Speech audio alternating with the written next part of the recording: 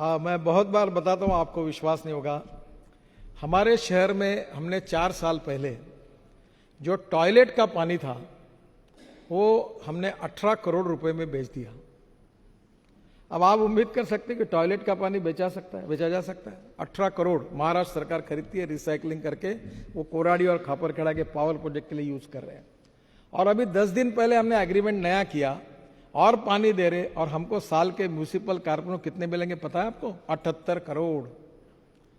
केवल टॉयलेट का पानी बेचकर हमको 78 करोड़ मिल रहे हैं। तो मैं कहता हूं कि no one is waste, you can convert waste into wealth. चाहे कोई इंसान भी वेस्ट नहीं है, चाहे कोई मटेरियल भी वेस्ट नहीं है। Appropriate technology and appropriate leadership अगर होगी तो कचरे से भी सोना बन सकता है। अभी मैं आपको अनुरोध करूंगा, यहाँ उत्तर प्रदेश के बहुत से, बिहार के, झारखंड के विधायक होंगे। अभी ये एक पानी जो हमने निकाला, ये पानी से अभी हम मीथेन निकाल रहे हैं नागपुर में, और मीथेन से CO2 अलग करके बायो CNG निकालकर 50 से 55 बसेस उस पर चला रहे हैं। Pollution free, cost effective import substitute. अब ये गंगा के किनारे पर मैं 125 बायोडाइजेस्टर बना रहा हूं, और ये यमुना पे बना रहा हूं, ये दिल्ली में है, पानीपत से शुरू है। 40 उपनदी और नाले हैं जहां भी हम लोग काम कर रहे हैं। 189 प्रोजेक्ट्स कर रहे हैं, 25,000 करोड़ खर्चा कर रहे हैं। 100% हम पैसा खर्चा कर रहे हैं। अब मेरी योजना ये है कि जिसके लिए मैं आपसे अनुरोध करता हूं कि गंगा के किनारे पर जो विधायक वो सामने आए, वो जो बायोडाइजेस्टर से पानी शुद्ध होगा। तो मैं पावर मंत्री जी के पास गया, मैंने कहा आप मेरे गंगा के लिए मुझे आपका एक सहयोग चाहिए कि गंगा के किनारे पर टोटल 24 पावर प्रोजेक्ट है। बिहार में है, झारखंड में है, उत्तर प्रदेश में है, ये सभी गंगा के किनारे पर है। तो आप उसमें मेरा पानी आप पावर जनरेशन के लिए यूज करो। गंगा का सीवेज वाटर मैं अच्छा करके आपको देता हूँ। ये पाइपलाइन से पहुंचा तो 1 आध पैसा शायद बिजली महंगी होगी, पर शायद सस्ता भी हो सकता है। जब मैंने उनको कहा, उन्होंने कहा 12 प्रोजेक्ट हमारे चालू है, मैं पानी लेने के लिए तैयार हूँ, हमारा अभी एग्रीमेंट होगा। उन्होंने ऑर्डर भी निकाला है, और ये पूरा गंदा पानी मैं जो गंगा का शुद्ध करके उनको बेचूंगा, उससे पैसे मिलेंगे। फिर मैं रेलवे मिनिस्ट्री के पास गया, मतलब आपकी जो गंगा के किनारे पर रेलवे स्टेशन है, जो गाड़ियां जाती हो, धोते हो, तो गाड़ी धोने के लिए हमारा पानी यूज करो, आप खरीद लो, तो उससे पैसे मिलेंगे। अब वो पानी को हम बेचेंगे, उसके बाद उसी पानी से मीथेन निकालकर CO2 अलग करके, वो CO2 से भी आइस क्यूब बनती है। आज बड़े बड़े 5 स्टार होटल में जो ड्रिंक्स लेते हैं, तो जो आइस क्यूब होती है वो इससे बनते हैं। तो मैंने उनको कहा कि आप एक काम करिए कि ये जो बायो CNG है, इससे बसेस चलेगी, ट्रक चलेगी, ये सब बातें संभव है। तो गंगा ये हमारे लिए वरदान बन सकती है, हमारे रोजगार का साधन बन सकती है। अभी मैं परसों टुटीकोरिन गया था, तमिलनाडु में, और मैं सोच रहा था कि इतना धूप थी, पानी नहीं है, सब लोग अस्वस्थ हो रहे थे। तो मैंने कुछ इंजीनियर्स को बुलाया था, और अब ये नई कल्पना ऐसी मेरे मन में आउट ऑफ बॉक्स बातें बहुत आती है। तो मैंने उनको कहा कि ये जो चेन्नई में आप पीने का पानी दे रहे हैं, जिसका डिसैलिनेशन कर रहे हैं, ये कॉस्ट कितनी आती है? तो उन्होंने कहा सर अब टेक्नोलॉजी बहुत सस्ती हो गई है। बहुत खिंचातानी करके उन्होंने मुझे कहा कि 5 पैसे पर लीटर अच्छा शुद्ध स्वच्छ जल मिल सकता है। अब मैंने कहा इसको समुद्र में हम अगर सोलर एनर्जी पर अगर ये सिस्टम चलाएंगे तो बोले और पैसे कम हो सकते हैं।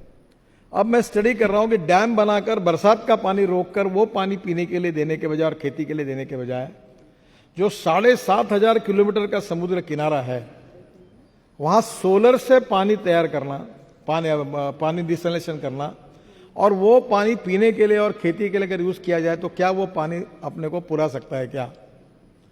अभी उसका रिसर्च शुरू किया है। अगर ये किया तो बंगाल से लेकर, उड़ीसा से लेकर, तमिलनाडु से लेकर, हम कर्नाटक के पार्ट में अनेक जगह पर पीने के पानी का समुद्र में डिसैलिनेशन करके कर सकते हैं। और इसलिए ऐसी अनेक बातें जो टेक्नोलॉजी के कारण बदली हुई, जिससे आपके क्षेत्र का जीवन सुसही हो सकता है।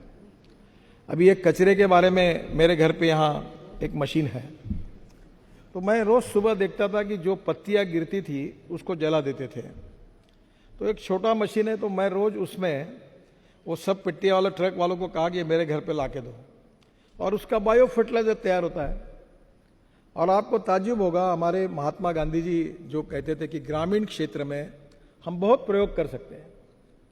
तो हमारे गिरिराज सिंह मंत्री है, मैं उनके विभाग में एक वर्धा में एक इंस्टीट्यूट है, महात्मा गांधी विज्ञान इंस्टीट्यूट, मैं वहाँ गया था और उनने मुझे एक बॉटल भेज दी, उसमें एमिनो एसिड था। तो मैंने उनको कहा कि ये एमिनो एसिड जो है ये क्या है? ये बोले प्लांट बूस्टर है। वो लाकर मैंने हमारे खेती पे मेरी पत्नी ने यूज़ किया, इतना कि 25-30% ग्रोथ मिल गई। तो मुझे लगा किसान आत्महत्या कर रहे, उनका फायदा होगा, ये तो बहुत सस्ता सोल्यूशन है। तो मुझे लगा इसमें राजनीति भी होगी कि नागपुर में जो हेयर कटिंग सैलून और ब्यूटी पार्लर वाले हैं उनके 50 रुपये किलो में अगर बाल खरीदी करूँगा तो उनको भी जरा अच्छा लगेगा कि वो फेंक देते थे। तो मुझे लगा कि नागपुर में मुझे 500-600 टन बाल मिल जाएगी, क्योंकि मुझे कल्पना ही नहीं थी कि बाल इतने हेयर कटिंग सैलून है, इतने ब्यूटी पार्लर है। सबको मैंने इकट्ठा किया और मैंने कहा मैं 50 रुपये किलो से बाल खरीदी करूँगा, आप मुझे बाल दो। 1 महीने के बाद बाल मिले तो 50 किलो ही निकले। तब मेरे ध्यान में आया कि बाल इतने हल्के होते हैं कि इतने नहीं मिलते। अब आपको ताज्जुब होगा, मैं 5 ट्रक बाल तिरुपति से खरीदता हूँ और वो पूरा एमिनो एसिड बनता है।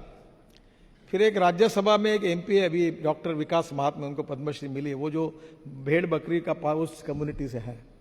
तो मैंने कहा डॉक्टर तू फालतू काम मत कर, तुम ये भेड़ बकरी के बाल काटने का काम शुरू कर। तो उन्होंने चालू किया, तो उन्होंने अभी मुझे 3 टन बाल ला के दिए बकरियों के काट के। तो गांव के लड़के उतने होशियार है कि उन्होंने कुत्ते के बाल, बैलों के बाल, भैंसों के बाल काटना शुरू किया, उससे भी एमिनो एसिड बनता है। आपको ताज्जुब होगा, 900 रुपए की बोतल हमने 300 रुपए में दी। धंधा नहीं करना था। अब इतना मार्केट में पॉपुलर हुआ कि पिछले मार्च में हमको 3.5 करोड़ रुपए प्रॉफिट हुआ।